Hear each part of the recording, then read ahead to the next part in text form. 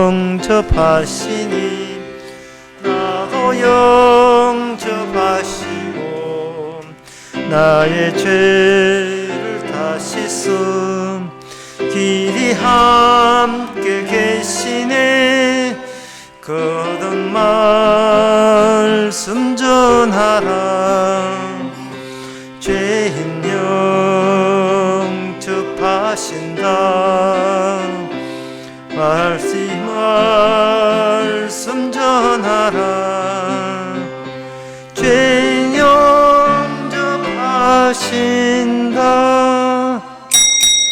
다같이 묵도하심으로 낮 예배를 하나님께 드리겠습니다.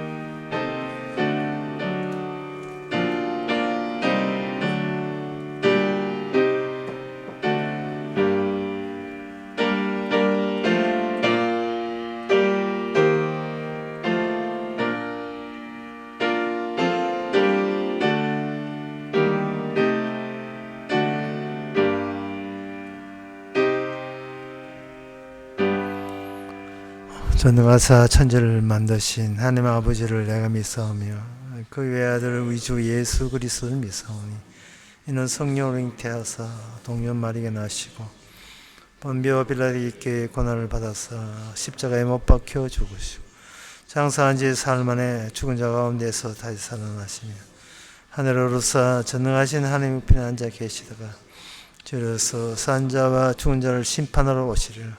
성령을 믿사오며 거룩한 공예와 성도가 서로 통하는 것과 죄를 사해 주시는 것과 머리다시 사는 것과 영원히 사는 것을 믿사옵나이다. 아멘. 모든 육체에게 음식물을 주신 이에게 감사하라. 그 인자하심이 영원하미로다. 하늘의 하나님께 감사하라. 그 인자하심이 영원하미로다. 오늘 또 하나님께서 우리에게 음식물을 주셔서 살게 하시니 그 인자하심으로 감사합니다. 하늘에서 계셔서 지상의 모든 것을 관장하시니 이 또한 빈틈이 없음을 감사할 수 있는 이 시간 되게 하옵소서. 예수님의 이름으로 기도합나이다. 아멘. 교동문 46번 합시다.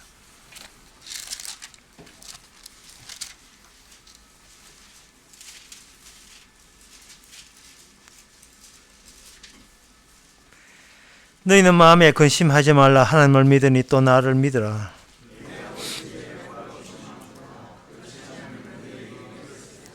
내가 너희를 위하여 처소를 예비하러 가노니 가서 너희를 위하여 처소를 예비하면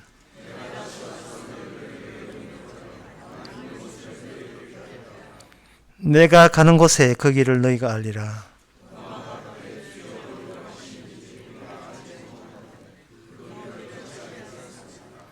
예수께서 가라사대 내가 곧 길이요 진리요 생명이니.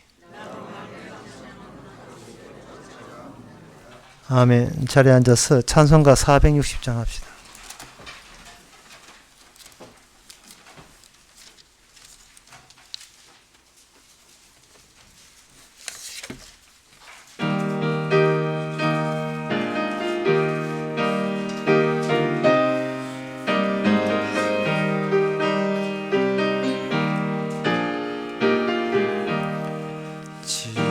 지금까지 지내온 것 주의 크신 은혜라.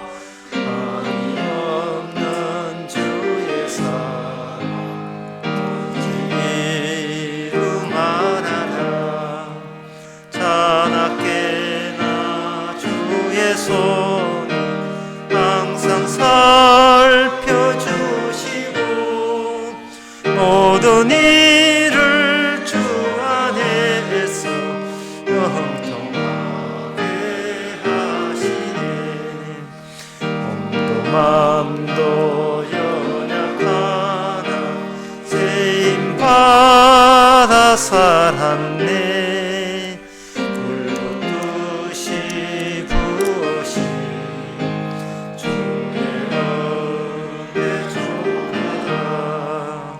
사랑 없는 너희에게나 험한 산길 내밀 때 주의 손을 굳게 잡아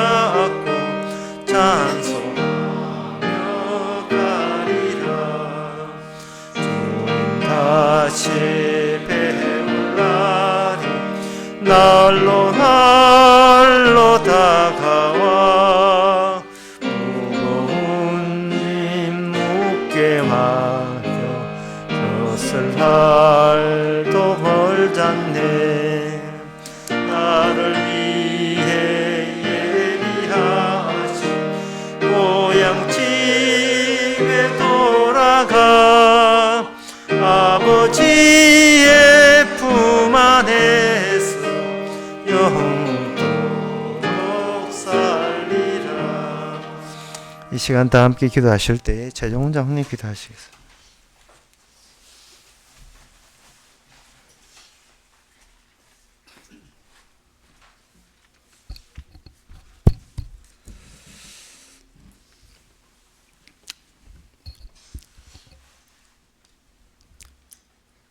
로마서에서 말씀하시기를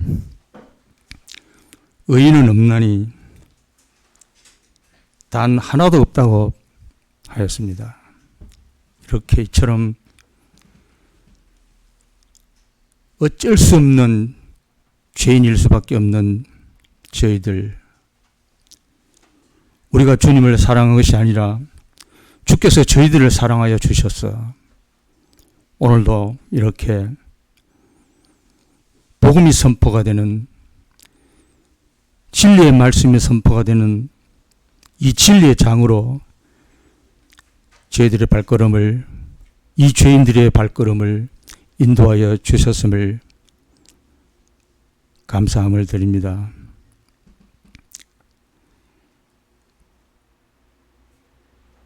저희들 이렇게 우리가 주님을 사랑한 것이 아니었고 주께서 저희들을 사랑해 주셔서 이렇게 귀한 발걸음이 될 수 있도록 인도하여 주셨사오니, 오늘 이렇게 선포되는 이 말씀 속에서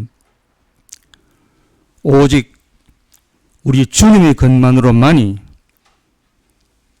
드러나게 되어질 수 있는 귀한 시간이 되어질 수 있도록 주께서 함께해 주시옵기를 바라오며, 또한 선포되는 그 진리로 인하여서, 그 진리의 말씀으로 인하여서 그 진리 속에서 저희들이 자유함을 누릴 수 있는 저희 성도님들이 다 되어줄 수 있도록 감히 바라오며 늘 감사하고 예수님 이름으로 기도드립니다. 아멘.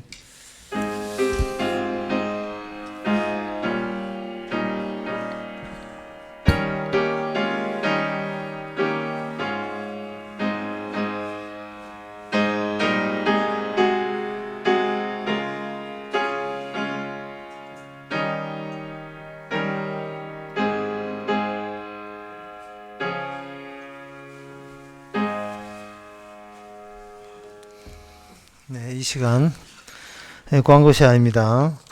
다음 주일날 11월 21일날 교회 김장합니다. 다른 광고 없으면 찬송가 492장 봅시다. 10시 반에, 내일 10시 반에 우리 교회에서 대구 성경 모임 있습니다.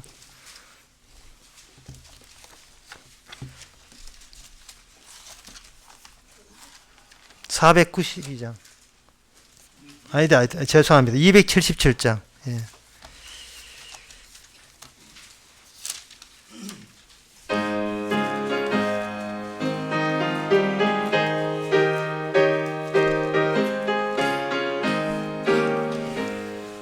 호감에 사는 백성들을 보라. 수많은 심령 멸망하겠네. 그 누가 갈까? 주의 복음 들고 생명을 구원하는 곳으로. 큰 권세 주께 있으니, 큰 권세 주께 있으니, 너는 가서 주의 복음 전하라. 주가 너 항상 지키리라. 구원의 문은 넓게 열렸으니 십자가 군병 일어나거라. 너희의 힘을 하나로 뭉쳐서 죄악의 쇠사슬을 끊어라.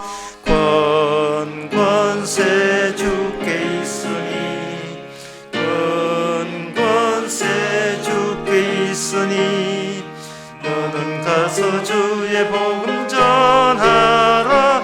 주가 너 항상 지키리라.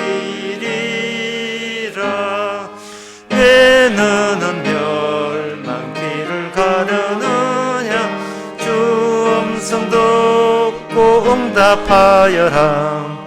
원하려 애써주었으니 생명의 이 복음을 전하라.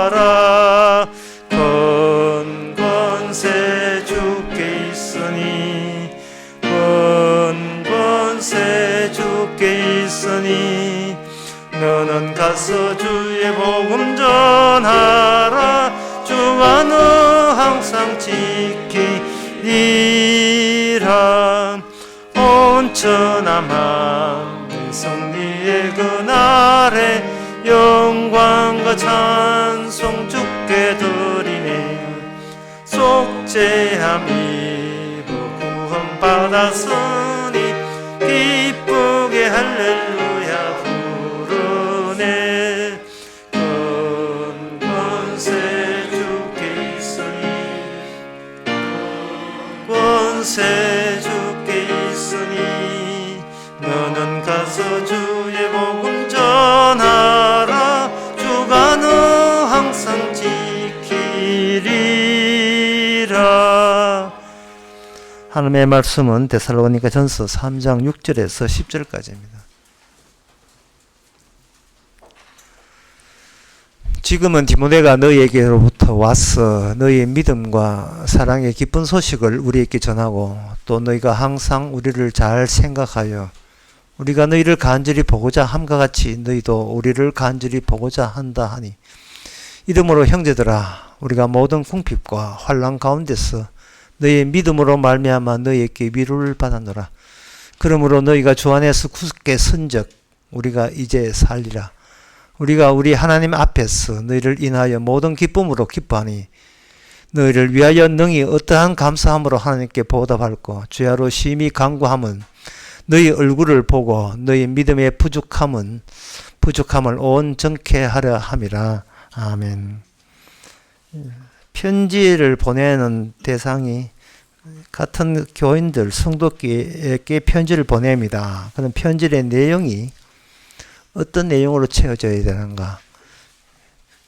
이게 편지 내용 속에 그게 포함이 되어 있어요. 모든 궁핍과 7절에 보면 모든 궁핍과 환난 가운데서도 너희 믿음으로 말미암아 너희께 위로를 받았노라. 이렇게 편지를 보냅니다. 궁핍과 환난을 과연 믿음이 대체할 수 있는가? 사도 바울은 궁핍과 환난을 믿음으로 대처하는 사람에게만 편지를 보낸다. 이렇게 보시면 됩니다. 궁핍이라 하는 것은 가난한 것이죠. 먹을 게 없는 걸 궁핍. 환난은 고생 되게 하는 겁니다. 이런 환난과 궁핍에 대해서 세상들에 대처하는 방법은 돈을 버는 것이고, 그리고 고생이 안 되는 쪽으로 피신하는 방법이 기껏 좋지 않은 방법인데, 궁핍과 환난이 그대로 있음에도 불구하고 너에게 믿음과 소망과 사랑이 있음으로써 그게 충분히 대체가 되었다는 겁니다.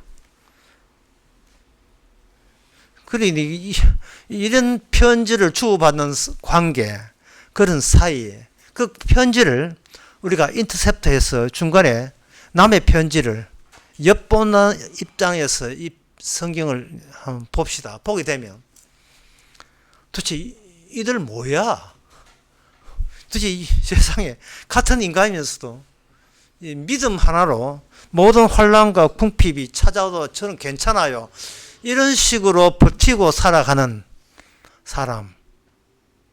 믿음은 그런 가운데서, 어려운 가운데서 믿음을 말미암아 살고 있으니까 나는 그 믿음으로 인하여 큰 위로를 받는다라고 편지를 주고받는 이 관계. 도대체 이들은 누구냐? 누구야 너?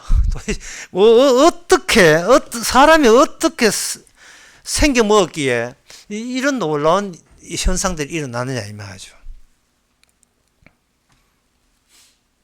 그래서 이것을 사도 바울은 편지를 보내면서 이게 우리가 현장에서 만나자고 이된 거예요. 믿기지를 않으니까요. 자기가 사도 바울이 받은 계시에 의하면 이 땅에 믿는 자, 성도가 주님께서 일을 하셔서 성도가 생겨난다는 이야기는 들었죠. 성도가 생겨나게 할 것이라는 그런 취지는 사도 바울이 예수님의 사도니까 예수님부터 직접 받은 건 맞는데요. 과연 그런 성도가 있느냐에 대해서는 그걸 어떻게 확인할 것인가는 그 문제에 대해서 여기서 어떤 기준을 우리에게 이야기하고 있습니다. 성도가 되어야 천국 간다니까 누구나 너도 나도 성도 되고 싶지요. 하지만 이 세상에 환난과 궁핍이 왔을 때 성도라고 우겼던 그것이 전부 다 가짜로 다 들통나는 겁니다. 이건 참 불편한 진실이죠. 성경에는 성도가 있다고 하고 세상에 교회도 성도가 있다고 하는데 그러면 성경에 왜 있겠어요? 진짜 성도인지 아닌지는 성경을 들이대야 비교를 해봐야 알 수 있는 겁니다. 그 불편한 진실이라는 것은 뭐냐 하면 성도라고 했지만 사실은 불신자들이 성도 되고 싶어서 환장해가지고 자기를 꾸미면서 거짓말하는 그런 경우를 사도도 얼마나 봤겠습니까? 하나의 예를 들어보겠습니다. 이 예를 한번 들어보시고 이게 어느 정도로 불편한 진실인지를 여러분들이 한번 감 잡기 바랍니다. 장례식을 치르고 그 자식한테 다른 그 손님들이 묻습니다. 우리 성도님 엄마는 아주 교회 다녔으니까 교회 권사님이니까 좋은 데 갔겠지요. 이렇게 할 때 그 성도 하는 말이 우리 엄마는 지옥에 가 있습니다. 이게 불편한 진실이에요. 이것을 노골적으로 이야기한 사람을 난 지금껏 들어본 적이 없습니다. 현 엄마의 상황에서 아주 적절한 표현을 한 거예요. 대인관계에서는 적절하지 않아요. 이거는 묻는 사람을 불편하게 만들어버렸어요. 그런데 우리 엄마는 내가 지켜보니까 아무리 봐도 교회는 다녔는데 성도 티가 전혀 나지 않기 때문에 기회를 줬건만 주님께서 살아생전에 기회를 줬건만 기어이 복음을 거부하기 때문에 지금 어디 가 있는지 우리 엄마는 지금 지옥에 가 계십니다. 잘 계실 겁니다. 지옥에 잘 계시고 계십니다. 살고 계십니다. 이걸 자신만만하게 이야기할 수 있는 것. 이것은 바로 세상에 우리 자식에 대해서 부모를 그렇게 저주하느냐 하고 욕 얻어먹는 것을 각오하면서도 오직 비난과 궁핍과 환난보다도 이 믿음에 관한 믿음을 위한 이 현장성을 이게 보존되어야 된다는 거예요. 주께서 성도 될 자나만 성도 되게 하는 이 현장을 인간의 자기의 구원 욕망으로 이걸 배려 놓아서는 안 된다는 거예요. 내가 구원받고 싶은 자신의 욕심으로 주께서 그렇게 하신 그것을 그대로 간주하고 보존해야 되지. 다른 대인관계의 사람들의 체면체를 한다고 그걸 갈아엎을 수는 없는 겁니다. 우리 어머니는 그 지옥에 가 있어라고 해서 평소에 엄마한테 악한 감정이 있다는 걸 드러내는 이야기 아니고 이거는 더 깊이 이야기해서 이렇습니까? 이러는 거예요. 인간은 자기 생애나 자기 시간을 가질 자격이 없습니다. 뜻이. 이게 바로 믿음입니다. 내가 성도 되고 싶어서 성도 된 적이 한 번도 없습니다를 유지해 줘야 돼요. 그걸 보존해야 돼요. 그래야 내 인생은 내가 관리하고 내 운명은 내가 개척한다는 그런 믿음 없는 사람들, 불신자들과의 차이성을 드러낼 수 있기 때문에 그렇습니다. 주님께서 이 데살로니가 교인들에게 환난과 궁핍을 줬을 때 사도는 예상하고 있죠. 저런 환난과 궁핍 속에서 예수 믿는다는 것은 이거는 참으로 주님이 살아계셔서 주님이 직접 성도 만들지 않으면 저기서 성도 생겨난다는 것은 이거는 성립되지 않는다 라고 생각했는데 세상에 디모데를 보내서 들어온 소식에 의하면 환난이 뭐예요? 가난이 뭐예요? 그게 내 운명하고 무슨 관계 있어요? 하는 이런 식으로 믿음으로 살아가는 사람을 볼 때에 사도가 얼마나 기뻤는지. 그래서 사도는 말합니다. 우리가 큰 위로를 받았다. 큰 위로를 받았다는 거예요. 그들이 신자 되는 것도 위로지만 그것보다 더 중요한 것은 하나님께서 자기 스케줄대로 자기 계획대로 여전히 차질이 없구나 하는 사실. 이것을 생각해 볼 때 그 현장성이 그만큼 중요한 거예요. 그럼 현장성의 반대말이 뭐냐 하면은 바로 망상이라는 겁니다. 망상이란 내가 엄연히 있다고 여기는 것이 망상이에요. 그럼 뭐가 있느냐? 지나간 시간이 있는데, 시간은 지나가 버렸는데, 마치 그 시간이 나한테 그대로 있는 것처럼 여기면서 살아가는 게 바로 망상입니다. 예를 들면, 여고 시절 사진첩 속에 있는 사진요. 여고생들이 교복 입고, 소풍 가서는 여행 가서는 단체 사진 찍잖아요. 그것도 마음 맞는 아들, 마음 안 맞는 앉아주고 마늘끼리 한 10명씩 때를 지어가지고 옆에 나란히 사선으로 이렇게 서요. 옆에 뺐다가 15도 하고 각도는 위를 쳐다보요. 위를 쳐다보면서 활짝 웃어요. 예, 활짝 똑같이 교복 활짝 운다고요. 웃을 때 그 사람은 자기의 미래를 장담 못하는 그 얼굴들입니다. 모습들입니다. 사랑에 속고 돈에 울고 그 자기의 5년 뒤에 10년 뒤에 미래 전혀 모르는 거예요. 그냥 활짝 백합처럼 활짝 웃고 있어요. 애 둘 낳고 뚱뚱해지는 것도 그들은 전혀 모릅니다. 예, 병든 시부모 모셔가지고 자기도 병들었다는 그것도 전혀 몰라요. 자식 때문에 교독소 왔다 갔다 구치소 면회 갔다 왔다 그것도 몰라요. 그냥 마냥 15도 각도 그냥 미련 활짝 피고 웃고 있어요. 그들의 사진첩 속의 주인공은 본인입니다. 그들은 현장에 없는 사진을 갖고 있어요. 현장은 이미 지나간 거예요. 내 생애와 내 시간, 내 인생이라는 것은 우리는 없습니다. 왜냐하면 어제는 지금 없어요. 그러면 하나님께서 우리에게 매일매일 살게 하는 것은 뜯겨져 나가는 시간, 사라져가는 시간 속에서 모든 내 몸도 하나하나 모래알처럼 흐릿해지는 그림처럼 말이죠. 애니메이션 만화에 가보면 몸들이 빨리 달리면 몸체가 있다가 빨리 속도가 감에 의해서 현장 가면서 뚝뚝 다 떨어져 나가죠. 등짝부터 떨어져 나가잖아요. 점점이. 떨어져 나가는 것처럼 그게 우리 모습이다 말이죠. 과거는 없는 거예요. 떨어져 나가는데 신기한 것은 그 떨어져 나가는 그 과정에서도 복음은 매일 나온다는 거예요. 복음이 매일같이 거기서 생산되고 있다는 거예요. 그러면 누가 살아있는 거예요? 내가 살아있는 거예요? 복음이 살아있는 거예요? 복음이 살아있는 거예요. 이게 바로 사도 바울이 기대하는 하나님 예수님의 살아계심과 자기 백성을 성도 되는 그 과정을 사도 바울은 목격하고 있으면서 지금 위로를 받고 있는 겁니다. 특히 얼굴 한 보자는 것은 현장성을 강조하는 겁니다. 10절에 나오죠. 주야로 심히 간구하면 너희 얼굴을 보고 매일 밤낮으로 간구하고 싶다. 너희 그런 얼굴을 받고 싶다. 그렇게 궁핍과 가난과 그리고 환난 속에서도 복음이 나오는 그 얼굴, 낯짝 그 얼굴 한 보고 싶다는 거예요. 그게 현장성이에요.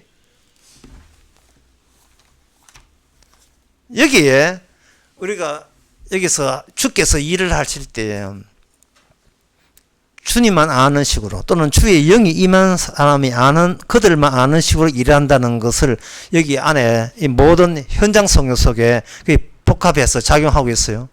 요한복음 20장 29절에 보면 이런 말씀 나옵니다. 예수께서 가라사대 나는 너를 본고로 믿느냐? 보지 못하고 믿는 자들은 복되도다. 보지 못하고 믿는 자들은 복되도다. 이 말씀이 말씀대로 주께서 성취하기 위해서는 늘 보게 하시는 겁니다. 이런 게 어려운 거예요. 보지 않기 위해서 깊은 지리산이나 저 석에 기도원에 가가지고 기도한다고 그게 믿음이 아니라 늘 보면서도 세상에 보지 못하는 것을 볼 수 있는 눈, 그런 얼굴과 얼굴끼리 만날 때 이게 얼마나 감격스러우냐 이 말이죠. 아까 그 말씀 다시 말씀드리겠습니다. 장례식에 가서 지금 좀 너희 어머니 참 좋은 데 갔을 거야. 교회 권사도 해가 봉사 많이 했으니까 할 때 그 자식이 하는 말이 솔직하게 표현하겠습니다. 우리 어머니 지금 지옥에 잘 갔습니다. 무사히 살에 있을 때부터 지옥 생활 하더니만 겨우이 지옥에 가게 했습니다. 그거는 동일하게 그 돌아가신 그분이 교회에서 봉사하는 걸 똑같이 보는 거예요. 똑같이 자식도 보고 옆에 같은 교인도 똑같이 보면서 똑같이 보는데 한쪽은 지옥 가는 사람으로 보고 있고 한 사람은 성도로 보고 있어도 흔하게 볼 수 없는 것을 볼 수 있는 것. 복음의 작용, 믿음을 볼 수 있는 눈. 이거는 보면서도 함부로 보이지 않는 겁니다.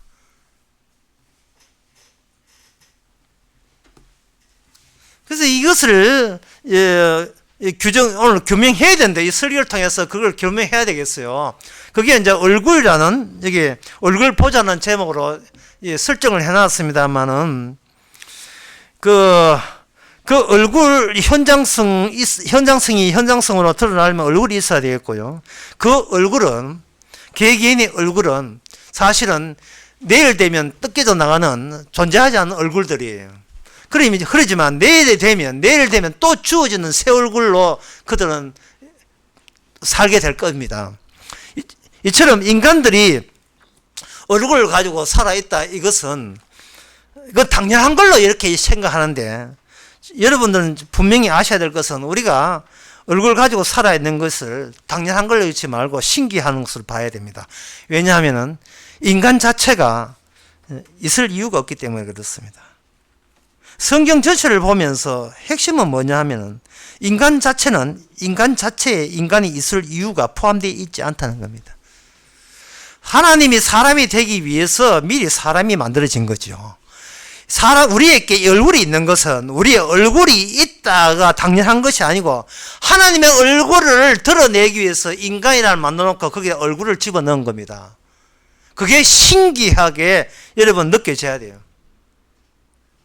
왜 그렇게 하나님이 하시느냐 하면은 인간의 얼굴을 하나님께서 뭘로 사용하느냐? 하나님의 자신을 드러내는 스크린으로 사용하기 때문에 그렇습니다. 하나님의 얼굴은 불신자에게는 분노하는 얼굴로 나타나고요. 하나님이 사랑하는 자에게는 하나님의 은혜와 자비를 베푸는 얼굴로 등장합니다. 얼굴의 이중성이에요. 얼굴의 이중성을 위해서 이 땅에 같은 종류의 인간이지만 하나는 지옥 가는 인간이 있고 하나는 천국 가는 인간이 만들어진 겁니다. 이거 사실입니다.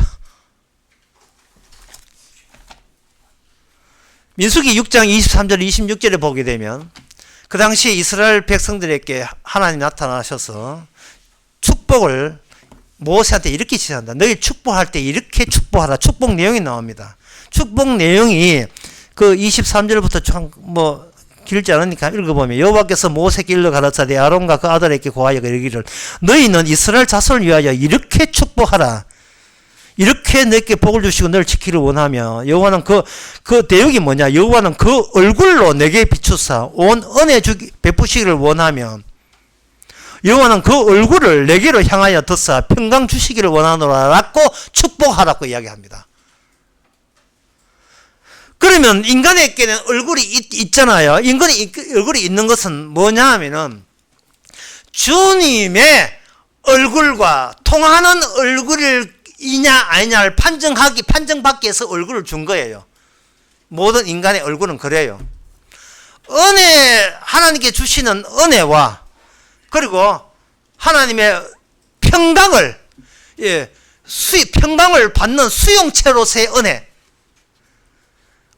주님은 은혜를 얼굴로 통해서 은혜 주시고 평강 주시고, 그리고 이스라엘의 사람들의 얼굴은 그 하나님의 얼굴로부터 나오는 평강과 그 은혜를 받아들이는 수용체로서, 받는 채로서 얼굴이 너에게 있다는 겁니다. 그러니까 이거는 인간의 얼굴이 아니고 하나님의 일이 작용되는 하나의 현장성으로서의 얼굴이 이스라엘에게 제대로 된 의미를 하나님께서는 민수를 통해서 부여해 주시는 겁니다. 이 점을 이해하시려면 이렇게 이해하시면 돼요.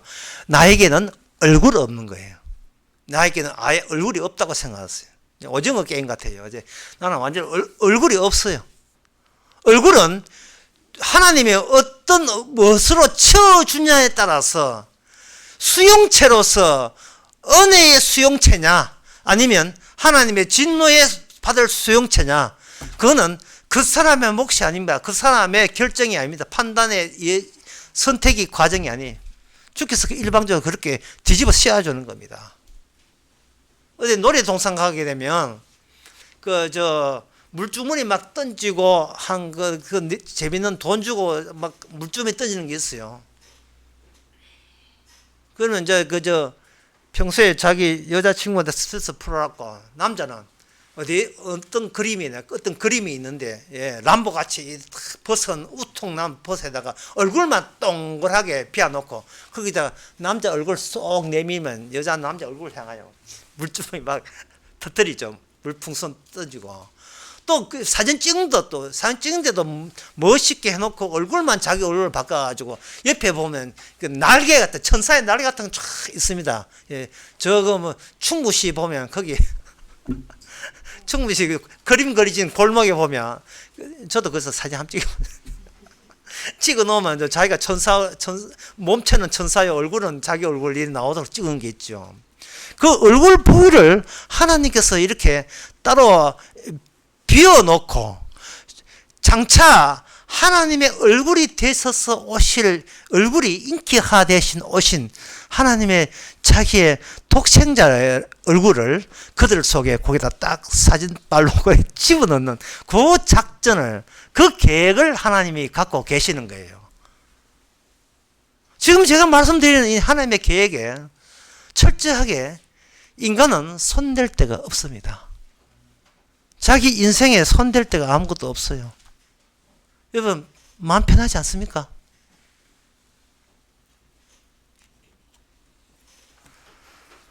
하나님의 얼굴을 굳이 은혜와 평강이라는 모습으로만 전달되는 것이, 그게 왜 복이냐? 복이라는 것은, 복이 복되기 위해서는 그 복이 주어지는 그 판이 저주스러워야 돼요.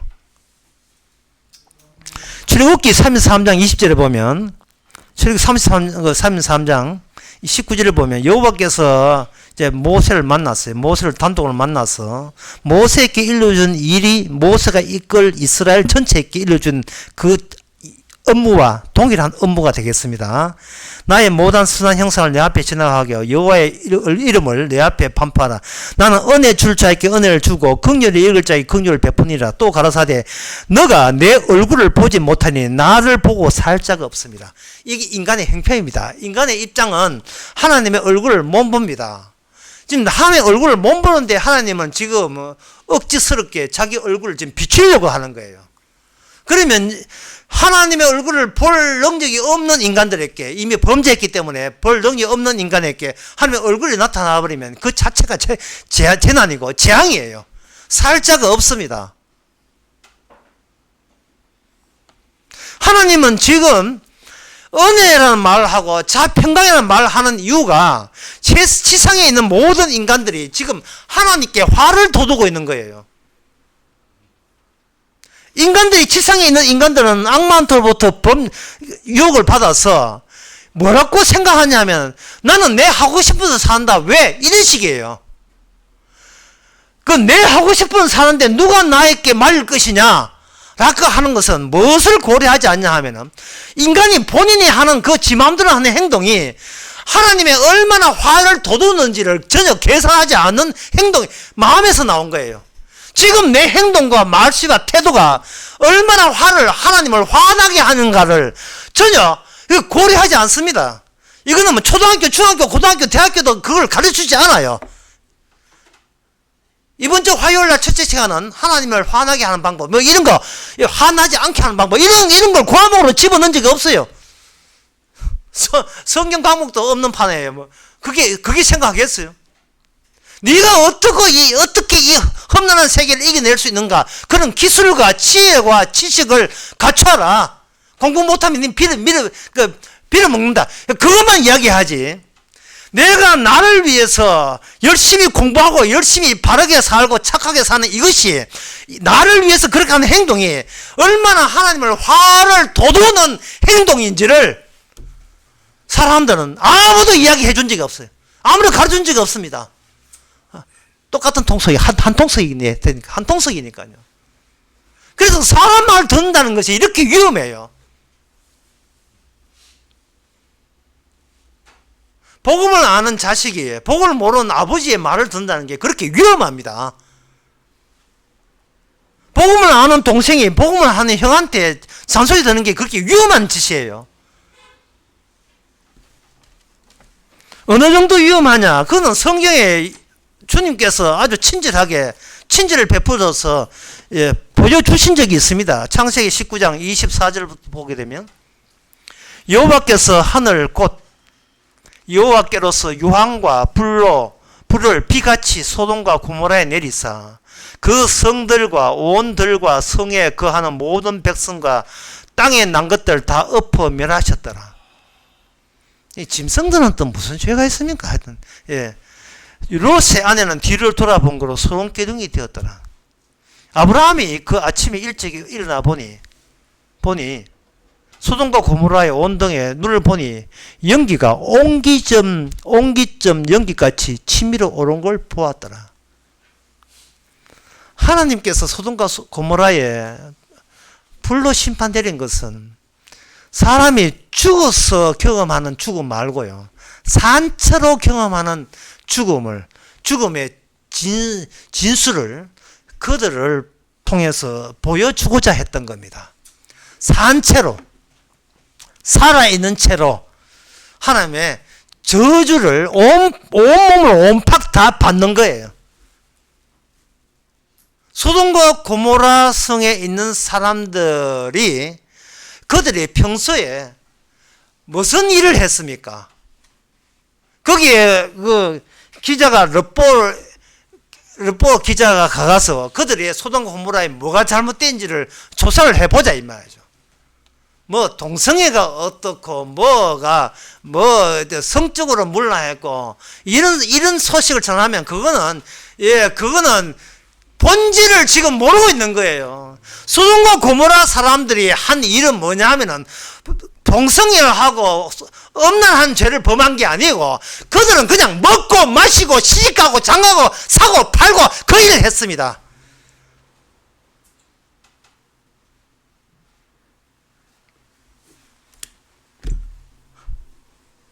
그냥 살았어요. 그냥 살았다고요. 내가 그냥 산 게 이 하나님의 분통을 터뜨릴 일이라는 것을 그들은 감히 생각지도 못한 겁니다. 왜 그들은 살았어요. 그들은 말합니다. 내가 여기 있잖아 하는 거예요. 그러면 주님은 말합니다. 그러면 어제 너 어디 있어? 18세 여고생 시절 너 어디 갔어? 네 사진첩에 속에 있는 이 얼굴에 교배 입으면 이 아가씨들 어디 갔지? 그건 뭐라 하겠어요?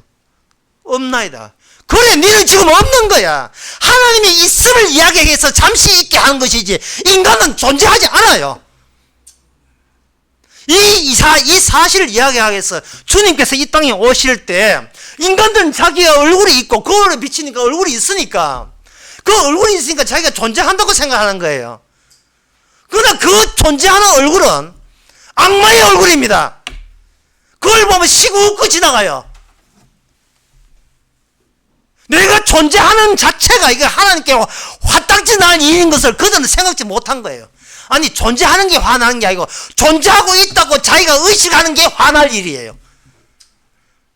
나는 없어야 되는데 왜 있지? 복음 때문에 있구나. 이게 바로 믿음이거든요. 이게 성도가 이 신자예요.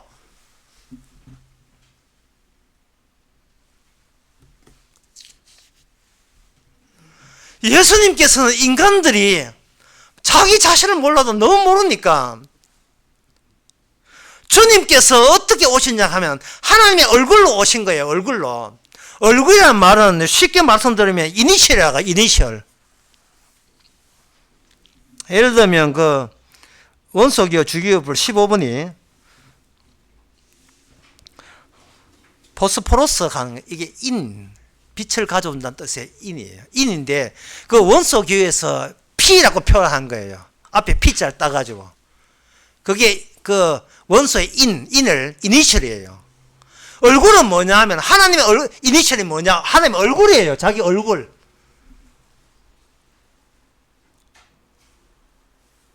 인간에 있어서의 얼굴은 뭐냐 자기 이니셜이에요.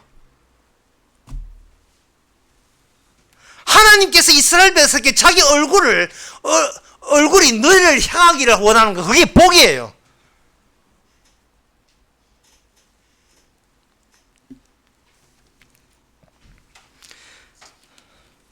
그 얼굴을 주님께서 어떻게 오셨냐? 인간들은 자기 얼굴이에요. 그걸 보면서 멀쩡하기를 원하는 거예요. 거울에 자기 얼굴 비치니까 자기가 있다고 여기고 그 다음에 그 비친 얼굴이 항상 행복하기를 원하죠. 그러나 이사야 50장 6절에서 8절에 보면 주님의 얼굴, 진짜 하나님의 얼굴은 이 땅에서 어떤 모습인가? 6절에 보면 나를 때리는 자에게 내 덕을 맡기고 나의 수임을 뽑는 자에게 내 뺨을 맡기며 수욕과 침뱉음을 피하려고 내 얼굴을 가리우지 아니하였느니라. 주님께서는 처참하게 망가진 얼굴로 채찍에 맞는 얼굴로 이 땅에 왔습니다. 너희들의 낯짝과 내 얼굴을 한번 비교해보라. 어느 쪽이 이 지상을 향한 하나님의 진노를 그대로 표현한 하나님의 화나심을 그대로 표현한 얼굴이 너희들 가운데 누구 얼굴이 하나님의 화나심을 그대로 보여주느냐 이 말이죠. 하지만 주님께서는 그 처참하게 망가진 얼굴을 가지고 있으면서도 이렇게 이야기합니다. 주 여호와께서 나를 도우심으로 내가 부끄러워하지 아니하고 내 얼굴이 망가진 얼굴이 부끄럽지 않다는 말은 그만큼 망가졌다는 뜻이고 이 인간 세계에서 가장 되기 싫어하는 부끄럽고 수치스러운 얼굴을 그걸 주님께서 대변해서 보여주고 있다는 뜻이에요. 인간들이 가장 기피하는 얼굴을 하고 있으면서도 뭐라고 하냐면 나는 이 얼굴을 부끄럽지 않다. 내 얼굴을 부시떡같이 굽게 하신지도 내가 수치를 당하지 않을 것이다. 수치스러운 얼굴을 가지고 왔으면서 수치스럽지 않다고 이야기할 때 그들은 무슨 말을 하는지 못 알아듣습니다. 그 못 알아듣는 게 화나게 하는 거예요. 또 하나님을 화나게 하는 거예요.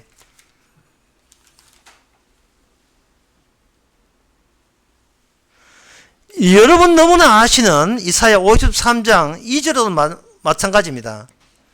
그는 고운 모양도 없고 풍채도 없고 흠모할 만한 아름다운 것도 없고 그는 멸시를 받아서 사람께 실어버린 바 되고 왜 이렇게 하나님의 이니셜 하나님의 모든 걸 얼굴 마음의 표정을 대변해 주신 분이 왜 이런 모습을 와야 됩니까?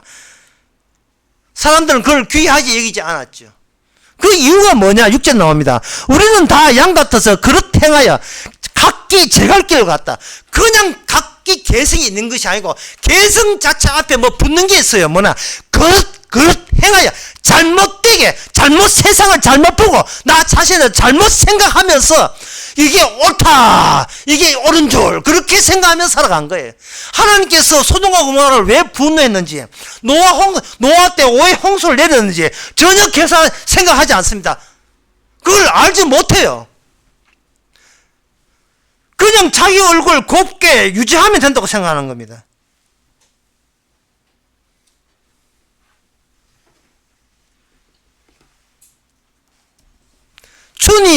주님의 얼굴은 소돔과 고모라의 하나님의 진노를 받았잖아요. 예수님은 그 소돔과 고모라에 내렸던 그 저주의 아버지의 진노를 아들 되시는 예수님이 그걸 홈박 다 얼굴에다가 다 새겼어요. 그걸 받았습니다. 그래서 일그러진 거예요. 예수님의 얼굴은 아버지의 분노와 화내심을 그대로 표출한 거예요. 표현한 거예요.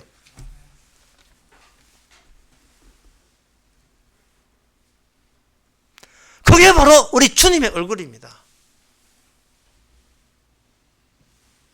예수님이 하시는 일 곳곳에 그 얼굴을 이야기하고 있습니다. 그래서 주님께서 하신 말씀이 보지 않고 믿는 자가 복되도다 하시면서 자기 얼굴을 보여준 거예요. 그리고 오늘 본문에서는 바로 고난과 핍박 속에서도 궁핍 가운데서도 믿음으로 기뻐하는 교인의 성도의 얼굴을 보여주는 겁니다. 그게 보지 않고 믿는 거예요. 그게 보지 않고 믿는 겁니다. 근데 그렇다면 자살하겠다. 저래 왜 사뇨? 그런데도 기뻐요. 내배도 주께서 그렇게 하셨어. 주님께서 마지막 소돔과 고모라의 산채로 심판을 받잖아요. 예수님도 산채로 아버지로부터 저주를 받는 얼굴을 살아갔었습니다. 서서히 그 마지막 결정은 십자가에서 결정을 보여주고요. 그러면 성도 입장은 뭐냐? 성도가 가난하고 궁핍하고 환난 받는다. 이것은 내가 내 입장에서 이런 아들이 받을 그 하나님의 공격, 하나님의 폭격, 하나님으로부터 오는 공격을 그대로 먼저 산채로 먼저 받은 얼굴이에요. 성도의 얼굴이, 우리 얼굴이. 그래서 기쁜 얼굴이에요, 이게. 언젠가는 얻어 터질 얼굴. 미리 받았으니까. 매도 먼저 만난 게 낫다고요. 먼저 만난 거예요. 최소 이런 복이 어디 있습니까? 오병이어가 바로 얼굴 없는 얼굴이에요. 어린이 도시락, 물고기 2마리에 보리떡 5개, 아무것도 아닌 그 도시락이. 주님께서는 그걸 시발점으로 해서 배불리 먹지요. 사람들은 말합니다. 예수님이 축복해서 우리가 배불리 먹었다고. 아니야. 이름 모를 얼굴에 그 작은 것이 너희에게 큰 배부름이 되었다는 거예요. 주님은 모든 의미를 이 땅에 와서 뒤집어 버립니다.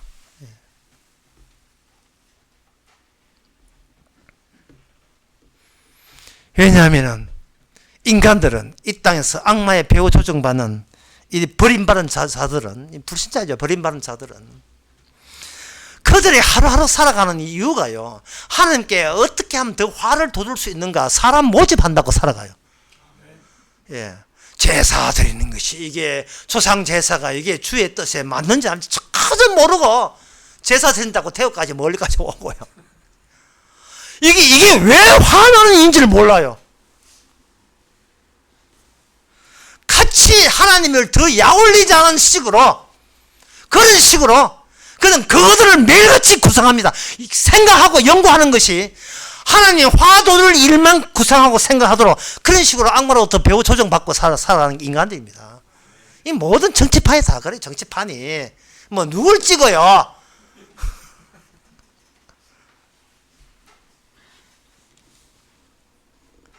인간의 얼굴이 왜 그러냐 하면 인간의 얼굴이 곧 악마의 얼굴이기 때문에 그렇습니다. 내 얼굴이 악마의 얼굴이에요.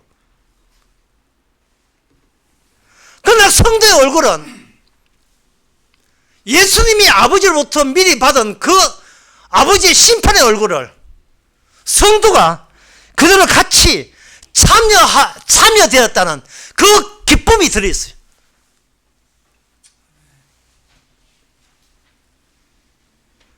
DNA라는 그 아담의 저주 안에 돋아난 예수님의 초상, 그게 바로 마태복음 25장에 이렇게 이야기되어 있습니다. 25장 끝에 보면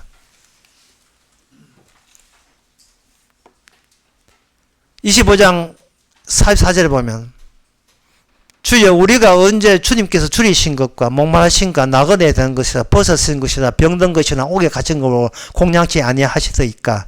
이에 임금이 가라사대 내가 진실로 너희에게 이르노니 지극히 작은 이 자한테 하지 아니한 것이 그것이 내게 하지 않는 것이라. 저희는 영벌에 의인들은 영생에 들어간다. 성도 자체가 자신의 얼굴이라고 주장하지 않습니다. 주님께서 먼저 선지해서 주님이 십자가 고난받았던 그 얼굴을 이제는 나의 얼굴로 그때 현재 지금 오늘 늘 그 얼굴로 새겨 넣어주시는가. 이게 바로 복받은 겁니다.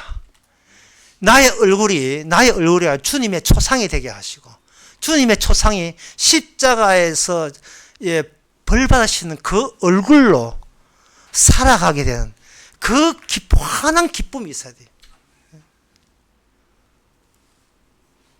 성도의 얼굴은요, 순백의 연유 같은 그런 깨끗한 얼굴 아니에요. 다만 성도가 감사하는 것은 진즉에 밟아 죽여도 되는데 왜 계속해서 이렇게 오늘 또 살려내시는 이유가 뭡니까? 그거는 복음, 주님이 하신 일을 드러내기 위해서 살려주죠라는 그 기쁨과 감사가 나오는 그 얼굴로 살아가는 거예요. 일그러졌지만 감사의 얼굴이 되게 하는 겁니다. 그거는 불신자는 보고도 보지 못하는 주님의 초상이에요. 얼굴이에요. 그게.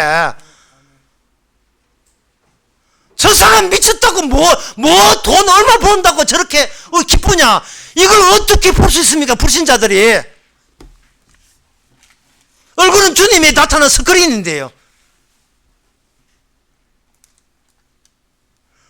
성도한테는요, 성도 인생은 바로 복음을 운반하는 운반체예요.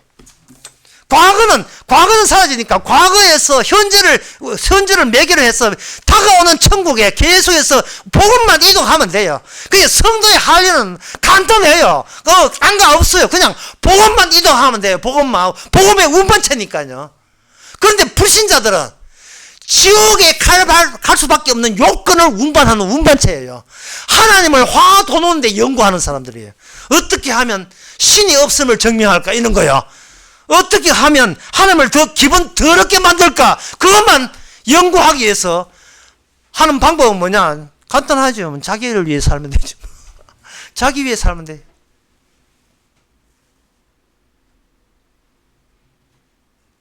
얼굴이 곧 땅의 일이 된 것은 주님께서 그 산 얼굴로 오셨기 때문에 그때부터 개시된 일이에요.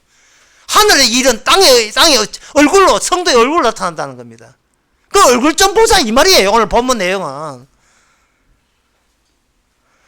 이처럼 인간들은요, 불신자들은 단선적 사고밖에 못해요. 한선밖에 몰라요. 그러나 성도는 입체적 사고를 합니다. 망가진 얼굴이지만 이 망가진 얼굴이 모든 죄사함이 되는 얼굴. 너의 죄는 과거로 날아가 버리고 주께서 은혜 주시기를 원하노라. 주의 얼굴로 은혜 주시기를 원하노라. 주의 얼굴로 너와 나에게는 좋은 관계, 평강의 사이가 되기를 원하노라. 그 복만 계속해서 증거하는 얼굴, 나타내는 얼굴이에요. 고린도후서 4장 4절에서 6절에 보면 엄청 어려운 이야기가 나와 있습니다. 상상도 안 갈 정도 어려운 내용인데 우리는 감히 쉽게 봅시다. 준비됐나요? 이렇게 하고 싶죠. 4장 3절에 만일 우리가 복음에 가리었으면 많은 자들에게 가려운 것이다. 하여튼 사도 바울은 복음밖에 몰라요. 대성 같은 거 모릅니다. 복음밖에 알아요. 그 중에 이 세상 신이 믿지 않는 자들의 마음을 혼미케 하여 그리스도의 영광의 복음의 광채를 비추지 못하게 하미니 그리스도는 하나님의 형상이다. 하나님의 얼굴이다 이 말이죠. 그 다음에 6절에 보면 어두운 데서 빛을 비추라 하시는 그 하나님께서 예수 그리스도의 얼굴에 있는 하나님의 영광을 아는 빛을 우리 마음에 비추었느니라. 이거는요, 불신자에게 말 하나만 아무 소용없는 거예요.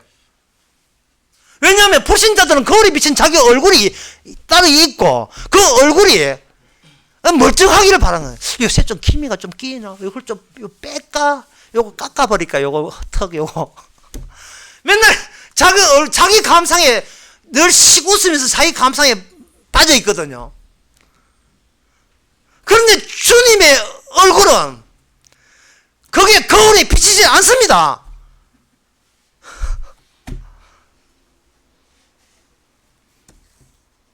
얼굴이 거울에 비치지 않은 얼굴이에요. 이게 주님의 얼굴이. 복음의 광채가. 왜냐하면 인간들의 마음이 거울이라면 그 거울이 어둡기 때문에 그래요. 어두운 것은 자기 안에 내장되어 있는 악마의 얼굴만 대비칠 뿐이지 그 바깥에 악마라고 지적하는 주님의 소리를, 주님의 그 빛을 그 안에 너무 마음이 어두워서 환하게 밝히 볼 수가 없습니다.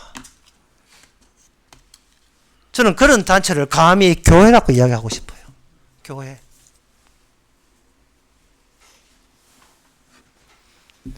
자기 얼굴 자랑질하고 오던 그 교회. 불신자들의 집단체.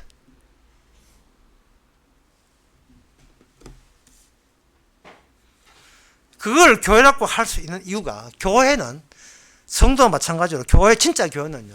과거는 없습니다. 미래는 보장 못해요. 그냥 오늘만 불러 모은 거예요. 오늘만 불러 모은 거예요. 오늘 또 멀리서 오신 분은 오늘 안 하셨지만 그냥 그때만 불러 모은 거예요.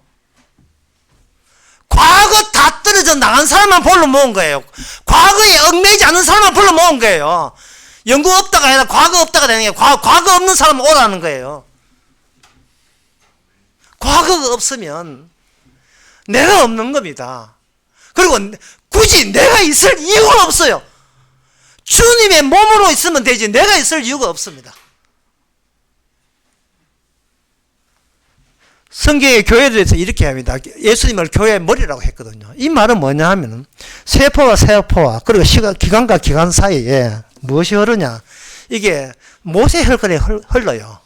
그러면 교회가 뭐냐 하면 복음으로만 복음으로만 이렇게 흐르게 돼 있어요. 복음으로만. 교인들 오면 아이고 이거 안 죽고 살아왔네 이런 식으로. 이게 복음 때문에 복음을 드러내기 위해서 복음의 운반체니까 복음을 드러내기 위해서 오늘 또 복음이 작동하고 장렬한다는 드러내기 위해서 그냥 한 얼굴 보자 해서 그냥 얼굴 보게 하신 거예요. 얼굴 보니까 준다 복음으로 지금 가득해서 기쁩니다. 내가 잘못 봤나? 얼굴 보자는 거예요. 얼굴 보자. 어차피 오늘 이래치 인생이니까 얼굴이나 보자. 복음을 비치는지. 다시 말해서 나 까불다가 주님께 이렇게 얻어맞았다는 거. 하나님께 얻어맞았다는 그걸 더 내올 수 있는지를. 존재하지 않았는데 주께서 존재케 했다는 그것을 기쁨으로 여기고 오시는 분들. 그게 바로 성도들입니다. 그 성도들 사이에서 오직 모세 혈관만 이동한 것처럼 복음만 주고받게 되죠. 그 복음 안에는 뭐가 들어있냐 하면은 이미 심판에 대해서 내가 용서했다는 표징이 들어갑니다. 그게 바로 예수님의 피복음, 피입니다. 그래서 성도는 놀랍게도요. 이게 놀라운 건데 놀랍게도 뭐를 믿고 있느냐 하면은 여러분들이 그 대구 공항 가깝지만 공항에 가서 그 경운기가 이렇게 가게 되면 저 경운기가 언제 활공한다는 것을 믿을 사람 아무도 없어요. 경운기인데 태삭태삭하죠. 바로 성도 안에 흐르고 있는 모세가 하는 그 언약의 피는 누구 피? 우리 피가 아니고 예수님의 피예요. 예수님의 피는 이 땅을 거쳐서 활공해서 하늘에까지 올라갔습니다. 그러면 그 피가 흐르는 사람은 비록 남들 보기에는 경우기같이 빌빌 기면서 살아가도 저거 언제는 활공될 몸이에요. 그 몸이 안에 생명의 나라로 날아가는 그 몸이 있습니다. 왜 그러냐 하면 주님께서 하나님께서 우리 얼굴 보겠다는 거예요. 오늘 본문에서 사도는 그 200km 떨어지는 그 북쪽에 있는 데살로니가 교회 좀 포착하죠. 성경에 보면 주님께서 우리 보고 얼굴 좀 보자는 거예요. 그러니까 이 하늘로 휴가 불러낼 수밖에 없는 거예요. 우리 입장이 그 마태복음 17장 17장 2절에 보면 그때 주님께서 우리가 또 그렇게 그 인간의 DNA 저주 안에 있는 그 얼굴이죠. 그 얼굴을 가지고 갔는데 2절에 저희 앞에서 변형돼서 그 얼굴이 해같이 빛나며 주님께서 해같이 빛났습니다. 그런데 아까 읽었던 고린도후서 4장에서는 이 해같이 빛나는 복음의 광채가 바로 오늘날 성도의 마음에서 환하게 비치니까 그게 얼굴로 나온다는 거예요. 성도의 우리 마음속에 그 예수님의 하나님의 복음의 광채가 환하게 빛을 밝힌다는 거예요. 주님이 우리 안에 살아있다는 그 사실이 우리 안까지 파고들어서 우리를 환하게 전부 다 차지했다는 겁니다. 장악했다는 겁니다. 그런데 불신자들은 그게 없거든요. 그 불신자는 어떻게 되는가? 주님 얼굴 앞에서 요한계시록 6장 16절 17절에 보면 산과 바위에 이르러 우리 위에 떨어져 보좌 위에 신 이체 나체와 얼굴과 어린 양의 진노로부터 우리를 가리우라. 주님께서의 얼굴은 바로 두 가지 양상이 있죠. 하나는 하나님의 얼굴은 자기가 택한 자에게는 은혜와 평강을 얼굴이지만 그렇지 버려진 자에게는 하나님의 진노의 얼굴로 나타납니다. 그게 소돔과 고모라였고요. 그게 노아 홍수였고 그렇습니다. 요한계시록 22장 4절에 보면 그의 얼굴을 볼 터이요 그의 이름도 그의 이마에 있으리라. 주님의 얼굴을 같이 볼 수 있게 된다는 겁니다. 네 얼굴 좀 보자 이래야 되는 거예요. 고린도전서 13장에도 보면 그때 얼굴과 얼굴을 마주 볼 것이고 그리고 빌립보서도 그렇고 고린도후서 5장에서 그렇고 사도 바울의 소원이 뭐냐 하면 내가 주와 함께 주의 얼굴을 보는 게 소원이라는 겁니다. 이게 바로 민수기부터 출애굽기부터 해서 민수기까지 성경 내내 이어져 오는 하나님의 일관성입니다. 만약에 하나님의 그 얼굴을 자기 이스라엘에게 숨기면 어떻게 되는가? 근데 신명기 31장 10절에 나옵니다. 그때 내가 그들에게 진노하여 그들을 버리고 내 얼굴을 숨겨 그들에게 보이지 않게 하신즉 그들이 삼킴을 당하며 허다한 재앙과 환난이 그렇게 임할 것이다. 하나님의 얼굴이 은혜와 평강이라면 얼굴이 비치다가 얼굴을 살짝 돌렸을 때에 나타나는 그 결말은 어떠냐? 그거는 재앙과 환난이 주어진다는 겁니다. 자, 이렇게 볼 때 총 정리해보면 이렇습니다. 인간에게는 얼굴을 가질 이유가 없습니다. 인간의 얼굴은 하나님의 얼굴이 되시는 분이 어떤 식으로 일하느냐를 비추기 위한 스크린용으로 우리에게 두 종류의 얼굴을 인간에게 만들어 놓고 거기다가 뒤집어 씌운 거예요. 하나는 뭐냐 하면 하나님의 천국 갈 사람들은 자비를 수용할 수 있는 평강을 얻을 수 있는 주님이 광채를 보이는 그런 얼굴을 박아였고 그렇지 않고 버림받아야 될 자에게는 하나님의 심판과 저주와 하나님의 화나심과 분노가 너희에게 덮친다는 걸 보여줄 수 있는 얼굴을 보여줬죠. 그 얼굴이 무슨 얼굴이냐? 악마의 얼굴입니다. 뻔뻔한 얼굴. 맨날 자기만 쳐다보는 얼굴. 자기 만족에 빠져있는 얼굴. 이게 내가 먹고 마시는 것이 이게 급선무가 된 얼굴. 먹고 마시고 시집가고 장가가고 사고 팔고 이게 뭐가 잘못됐습니까? 따지는 그 얼굴. 거기에 피복음이 나오질 않습니다. 은혜도 안 나와요. 평강도 안 나와요. 그 얼굴은 죽고 난 뒤에 저주받을 얼굴, 지옥갈 불신파에 대할 얼굴입니다. 인간은 그냥 하나님의 일을 해서 필요한 인간의 하나님의 일의 대형물이에요. 우리 인간 아무것도 아닙니다. 그냥 하나님이 쓰시는 대로 쓰여지면 오케이입니다. 기도하겠습니다. 하나님 아버지, 주께서 얼굴 보자 하는데 어떤 얼굴 보일 것인지, 이게 우리 마음대로 되지 않고 주의 마음대로 뜻대로 하신 것에 대해서 또 한번 감사합니다. 주여, 왜 그렇게 합니까? 묻지 말고 그저 매일매일 고맙습니다, 고맙습니다를 반복할 수 있는 저희들 되게 하옵소서. 예수님의 이름으로 기도합나이다. 아멘. 다 일어나셔서 492장 합시다.